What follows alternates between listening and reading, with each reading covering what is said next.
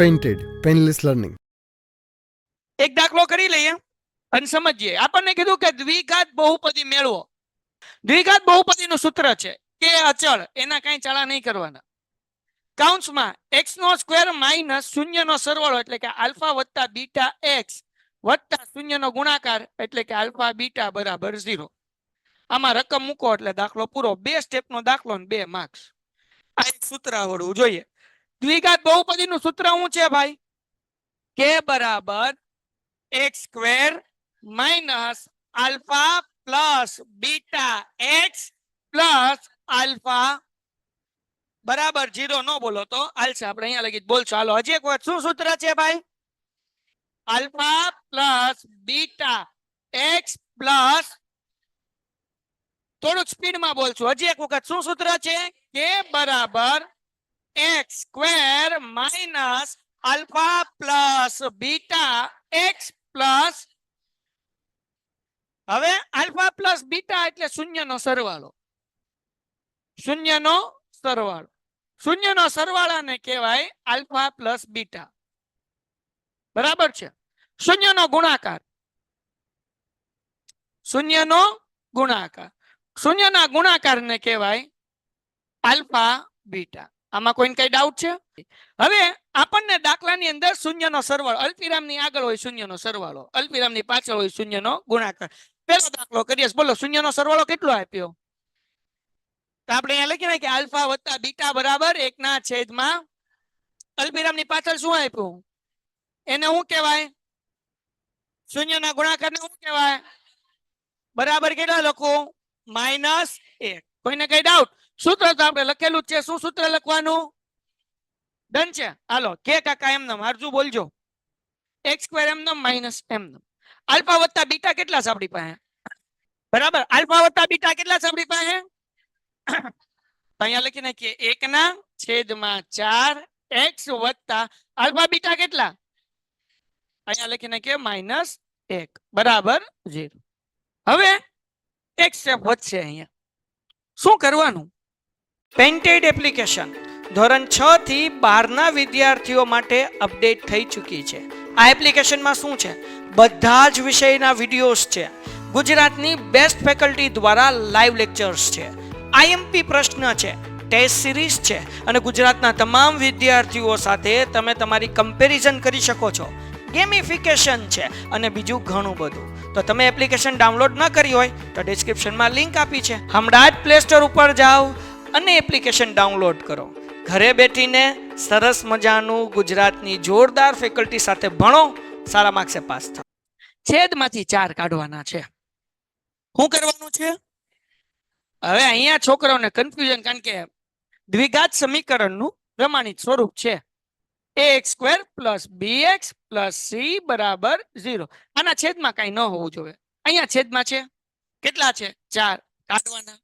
હવે અહીંયા બધાને લોચો પડે. હાલો કોણિયારે ગુણવું, કોણિયાર ન ગુણવું, શું કરવું? કઈ હળવું છે નહીં. એક વાર્તા કહું, તો એક નાનું એક્ઝામ્પલ કહું, યાદ રાખવાનું. એક બાપાના 3 દીકરા છે. એક બાપાના કેટલા દીકરા? કેટલા દીકરા? કેટલા? 3. અહીંયા જો આપેલો દીકરો x સ્ક્વેર વાળો, આ વચ્ચે છે ને 0 ના સરવાળો પાછું x વાળો, આ બીજો દીકરો, આ ત્રીજો દીકરો. હવે બાપાની મિલકત એક જ દીકરા આગળ છે 4. 2 દીકરા આગળ નથી. તો 2 દીકરા વાંધો ઉપાડશે કે નહીં ઉપાડે? કારણ કે બાપાની મિલકત કોની આગળ હોવી જોઈએ? હોય તો ત્રણેય આગળ હોવી જોઈએ. ન હોય તો એકે આગળ ન હોવી જોઈએ. સમજાણું કે ન સમજાણું? એટલે બાપાની મિલકત એક દીકરા આગળ છે એટલે આ પેલો દીકરો કે મને ઈ જોવે, આ ત્રીજો દીકરો કે મને ઈ જોવે. બરાબર. તો એ બેયને આપણે બાપાની મિલકત આપી દઈએ. બાપાની મિલકત કેટલી છે? કેટલી? 4. તો આપી દઈએ. હાલો કે એમ બાપાની મિલકત પેલા દીકરાને આપીએ 4 ગુણ્યા x સ્ક્વેર એટલે 4x સ્ક્વેર માઇનસ, બરાબર. ઉપર અંશમાં શું વચ્ચે? 1x, બરાબર. બાપાની મિલકત છેલ્લા દીકરાને આપીએ 4 એકા 4, વચ્ચે વચ્ચે ઓછા. હવે બાપાની મિલકત પૂરી થઈ ગઈ એટલે 4 નો ગુણાકાર આપણે આની હારે કરીએ. 4 ગુણ્યા 0 એટલે શું થઈ જાય? 0. દાખલો પૂરો. હવે દાખલા નંબર 2. આપણને શું આપ્યું છે ભાઈ? √2. અને હું આપ્યું? આ √2 છે ને શું કહેવાય? શૂન્યનો, એને શું કહેવાય? શૂન્યના સરવાળાને બરાબર. આને શું કહેવાય? શૂન્યનો, એને શું લખાય? બરાબર. સૂત્ર શું છે દ્વિઘાત બહુપદીનું? બરાબર 0. તો કે કાકા એમ નામ, x કાકા એમ નામ, માઈનસ એમ નામ. આલ્ફા વત્તા બીટા છે આપણી આગળ. કેટલા છે? અહીંયા લખવાનું √2 અને x વત્તા આલ્ફા બીટા બરાબર કેટલા? 1/, બરાબર. બાપાની મિલકત છે કેટલી છે? કોની પાસે? ત્રીજા દીકરા પાસે. કોના દીકરા પાસે? તો કોને આપવી પડે? પેલાને અને આપી દઈએ. હાલો 3 નો ગુણાકાર x² સાથે એટલે શું થાય? -3 ગુણ્યા √2 એટલે 3√2x વત્તા 1. એની હારે ગુણાકાર નહીં કરવાનો. 3 × 3 ઈ અંશ એમ જ રાખવાનો, બાકી બે હારે કરવાનો. બરાબર. અને પછી આ 3 નો ગુણાકાર 0 હારે થાય એટલે દાખલો થઈ ગયો પૂરો. કોઈ કઈ ડાઉટ? ઓકે. હા તો હાલ સમજાવ. હવે આ દાખલો કરાવો. હાલ બોલ. આ 0 આપ્યો શું છે? એને શું કહેવાય?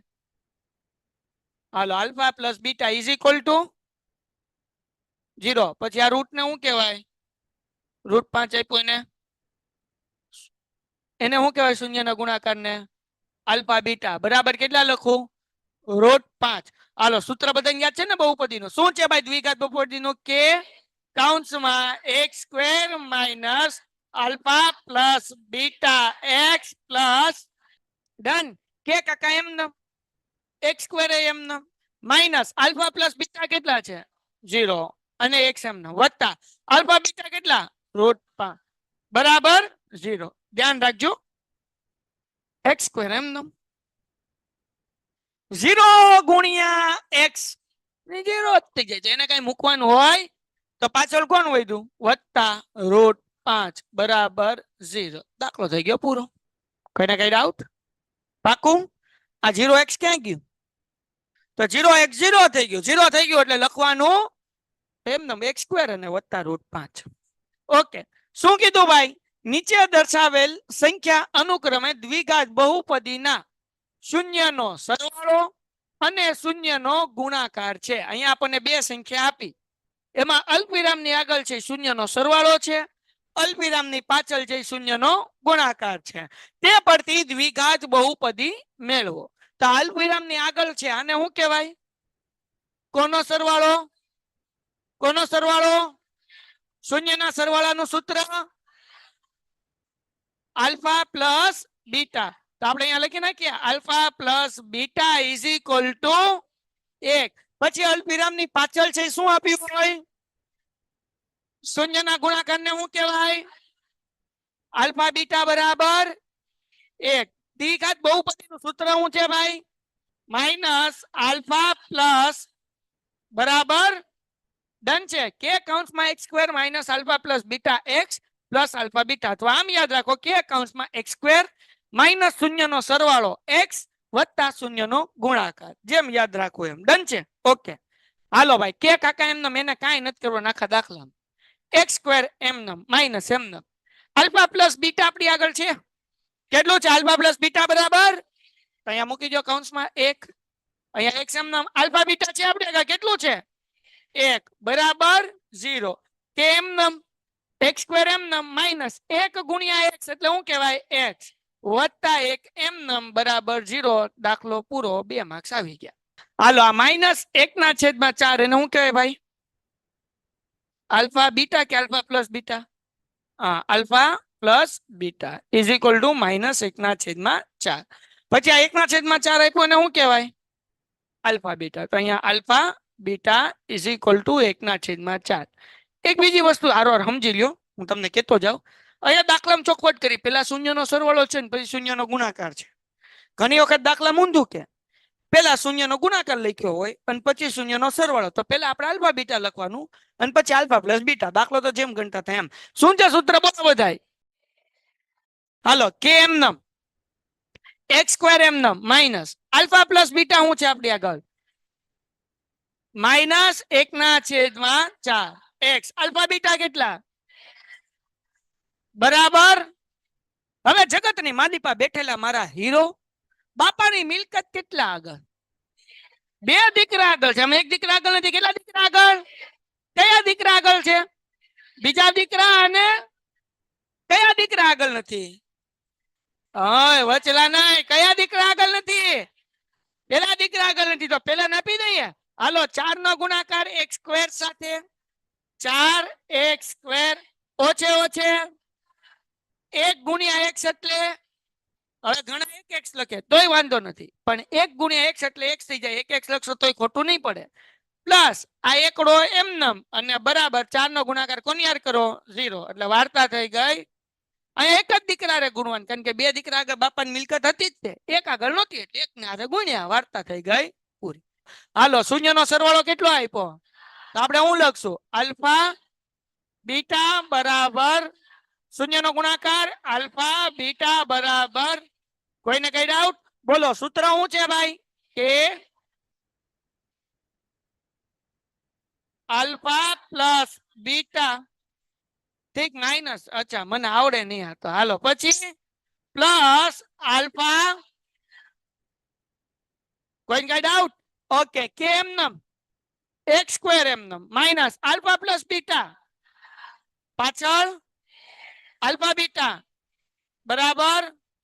દાખલો એમાં શું હોય? કરો લ્યો ભાઈ, 2 માર્ક્સ આવી ગયા બોર્ડમાં તમારા. Painted, Painless Learning.